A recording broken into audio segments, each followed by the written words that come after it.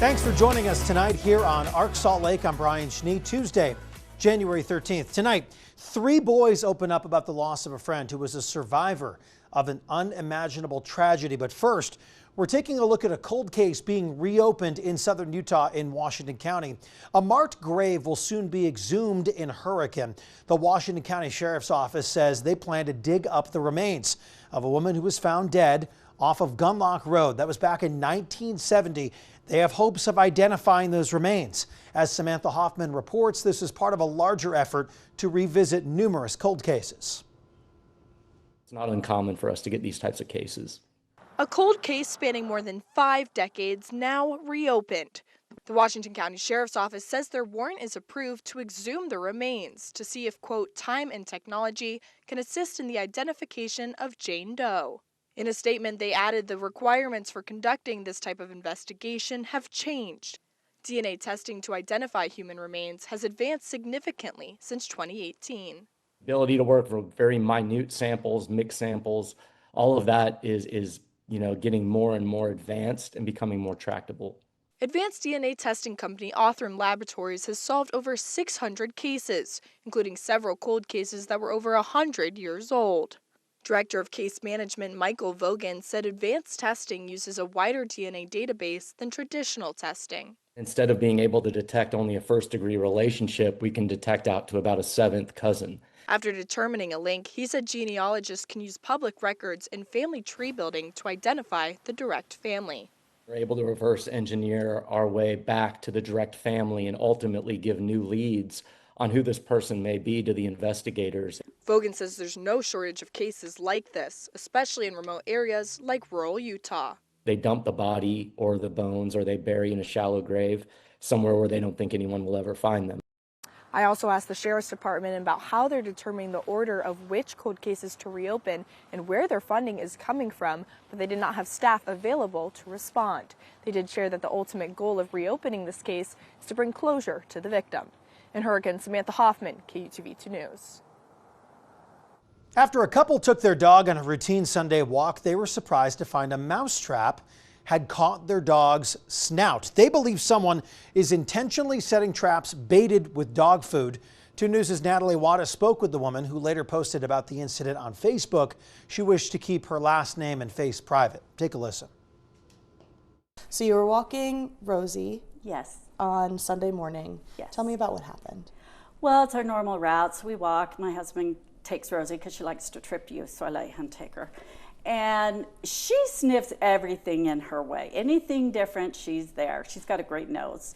So she was doing her normal thing, and all of a sudden we heard a snap.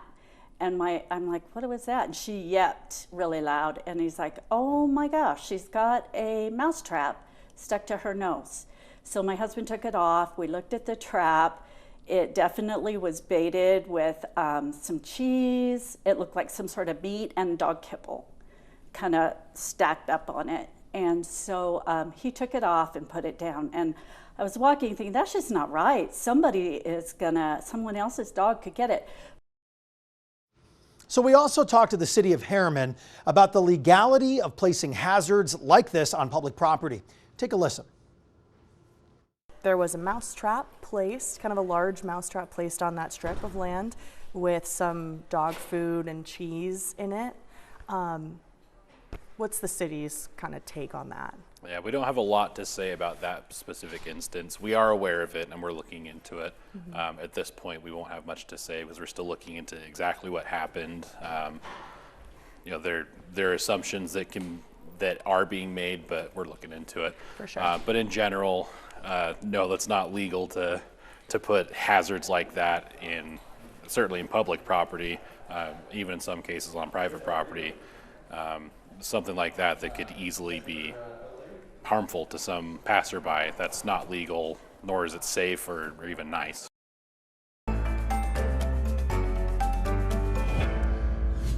Debate over books in Utah schools has put a spotlight on how libraries choose and remove titles for students.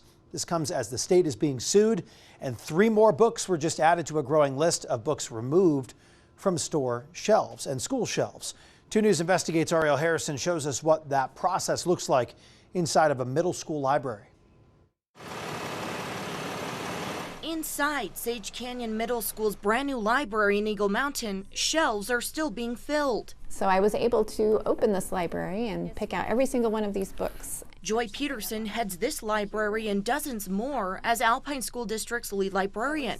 She says the starting budget at the new middle school allowed for about 1 book per student. We have about 2,000 books right now.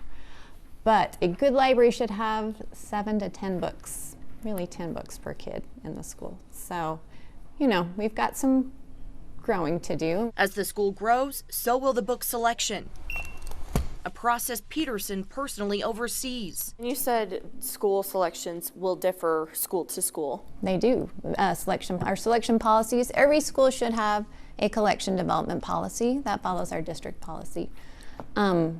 And they do differ from school to school because every community is different. She says after thorough review and research, she purchases books with the state and district policies plus student needs in mind. What curriculum is being taught? That's first and foremost. We want to support the curriculum of what's being taught at the school. But book selection standards are under increasing scrutiny. A newer Utah law sets the process now for when a book with indecent material gets removed from school shelves. 22 currently make up that list. Why do you think the state needs to be involved? Yeah, well, because the state is paying for these books and we're responsible for how we educate children in public schools. Representative Ken Ivory sponsored House Bill 29, or the Sensitive Material Review Amendments Law. Lawmakers passed the legislation in 2022. I wish you could show these things so people would know this is not To Kill a Mockingbird. This is not Lady Chatterley's Lover. These are things so graphic that you can't show them. We can't show them in legislative meetings. I help all the librarians with whatever they need. But Peterson, who trains other librarians, says the policies for vetting and removing books are already clear. I read reviews to determine suitability, age appropriateness. I make sure we have factual, accurate books that aren't biased. We need to consider all perspectives. When we're looking at removing a book from a school, from a library shelf, how seriously does that need to be taken before that happens? It needs to be taken so seriously. So if we remove it from one of our shelves in one of our schools, it is removed from all of the shelves in all of the schools in Alpine. Do you agree there needs to be oversight? I do not. But that's just my opinion as a librarian. Like I said, we are trained to select books for kids. We're trained, we're experts in this. Do you feel that the law or the audits send the wrong message to librarians in Utah? Yeah, no, not at all. We audit ourselves and we monitor everything that we do to make sure that it's meeting the appropriate standard for the proper role of government. And so it's our job to set and clarify, enforce, audit, and monitor the standards so that our performance continues to improve. We're not like family, but he was my brother. Now to a 2 News exclusive. 3 boys who knew and lived with Shaw Ray opened up about the loss of their friend. Shaw was the sole survivor of a violent murder-suicide in West Valley City in December 2024 that killed his 4 siblings and his mother. He died Sunday from natural causes. David Ochoa spoke with the boys about their loss.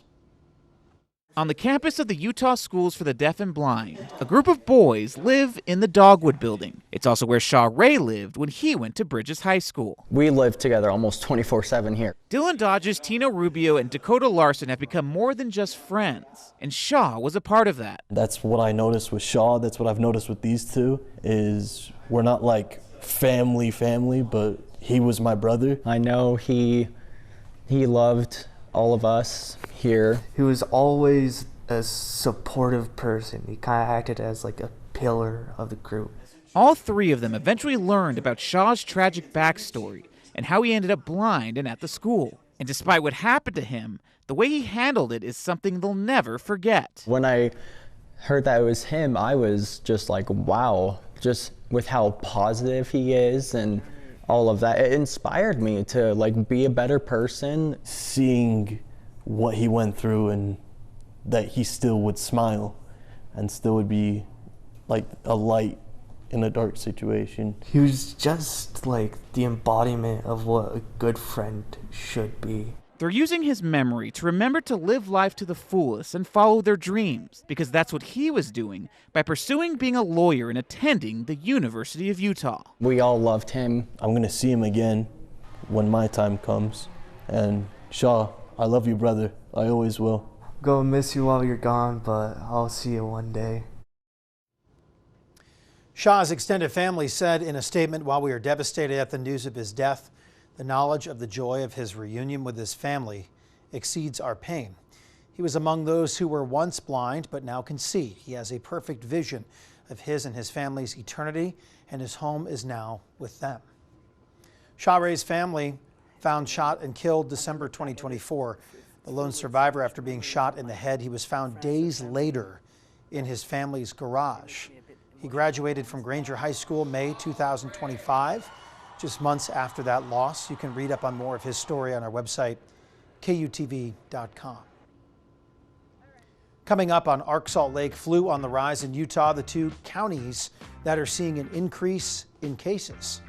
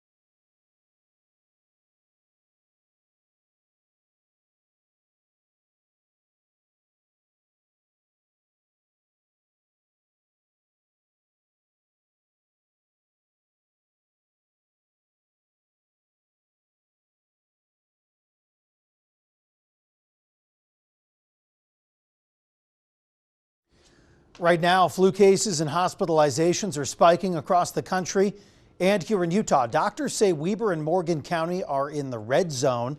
2 News' Leslie Duarte reports physicians are seeing a higher than usual rate of people getting sick. We are seeing high activity of people getting sick with the flu. Weber and Morgan counties are seeing a spike in flu cases. It's pretty typical for us to see a surge right between Thanksgiving and Christmas and then carrying through to mid-January.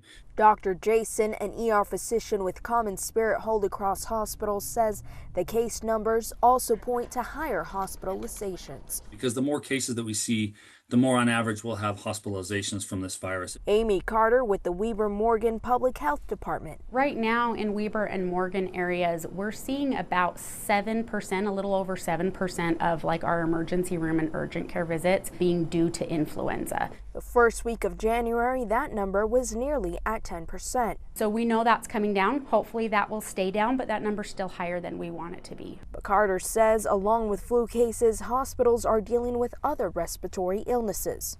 There's more demand and more burden on our hospitals, right? There's less open beds for if we have people who have a trauma or a vehicle accident or other reasons. Jeannie says her friend was not admitted, but the flu really got her down. She had terrible lung congestion and coughing and body aches. Dr. Taylor on prevention. For those that are at high risk, we urge them to get the vaccine to prevent themselves from becoming severely ill, critically ill. And as a reminder, doctors always say to wash your hands and stay home if you're sick. Reporting from Weber County, Leslie Duarte, KUTV 2 News.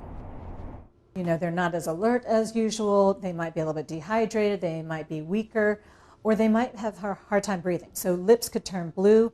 They could be panting, heaving. You can look at the muscles in the neck or in between the ribs. Sometimes they'll tug in and out. Those are some of the warning signs doctors say parents need to look for if your child gets the flu.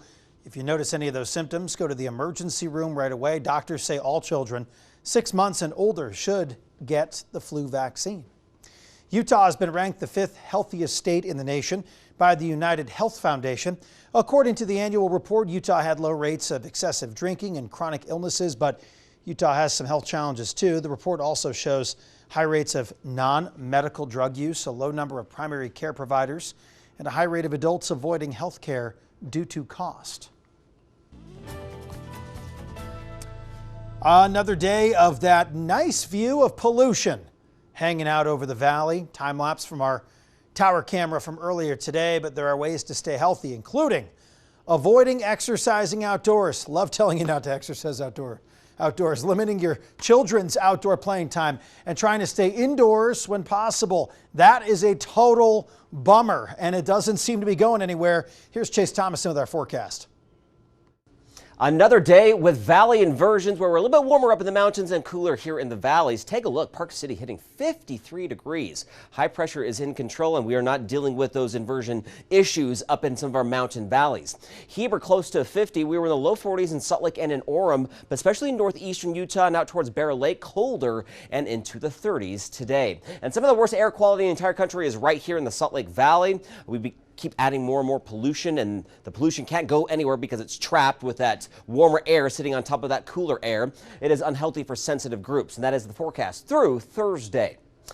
Salt Lake, we haven't had a whole lot of snow, and we've only had 1/10 of an inch so far this winter, so it's been kind of an unusual winter. Now, we've had a bit of rainfall, but when it comes to average snowfall, we're supposed to be sitting at about 25 inches here in mid-January, and of course, we're well below that number. But there has been some okay snow up in the mountains, especially with our latest storm cycle in early January, so still a lot of terrain is open now, and you can head up and enjoy the bluebird conditions and get out of the inversion. Low 40s by tomorrow and on Thursday. Notice by Friday, a little bit cooler, 37 degrees if you're going to be skiing.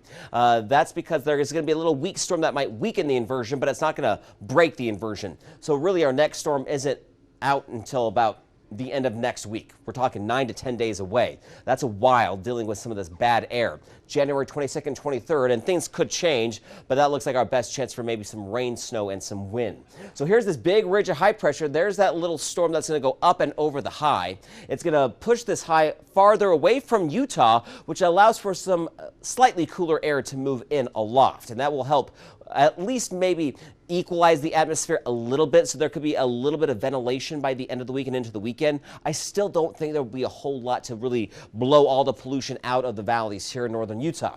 So we stay calm, dry, mild in the mountains and across southern Utah into early next week. And then there's a storm system that could be developing and pushing through the region again by the end of the week. Temperatures for tonight. Cold. We'll be dipping into the mid-20s. We haven't seen a whole lot of fog, but there is a chance for some patchy fog near the Great Salt Lake, near Bear Lake. A lot of lows in the 20s in northern and central Utah. 30s down towards St. George. And tomorrow in St. George and Kanab, low 60s, pretty pleasant. 52 in Cedar City, upper 40s in central Utah, and we'll be in the low 40s along the Wasatch Front. Park City getting close to 50 degrees.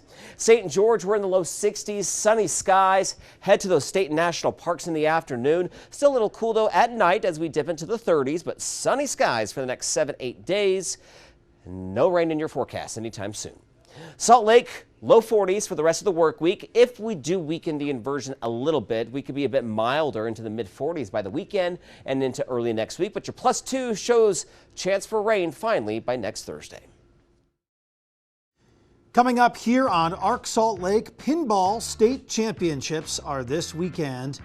When and where you can participate in Salt Lake.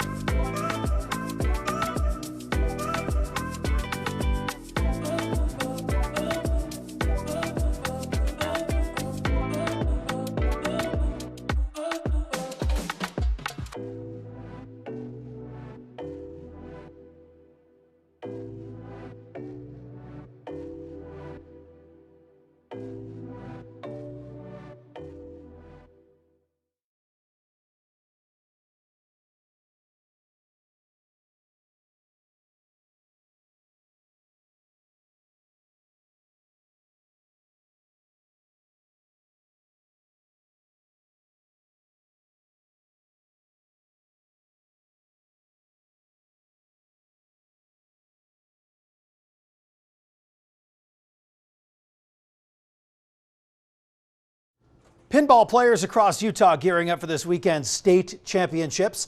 The Open Championship happening Saturday at noon in Salt Lake. Organizers say the competition will last for up to 6 hours. Everyone can take part. The Women's Championship Sunday, 10 a.m. in South Jordan. Cash prizes will go to the winners. The Super Bowl of Caring. Brought to you by America First Credit Union, Smith's, Check City, Ford, Balance of Nature, and Rocky Mountain Power.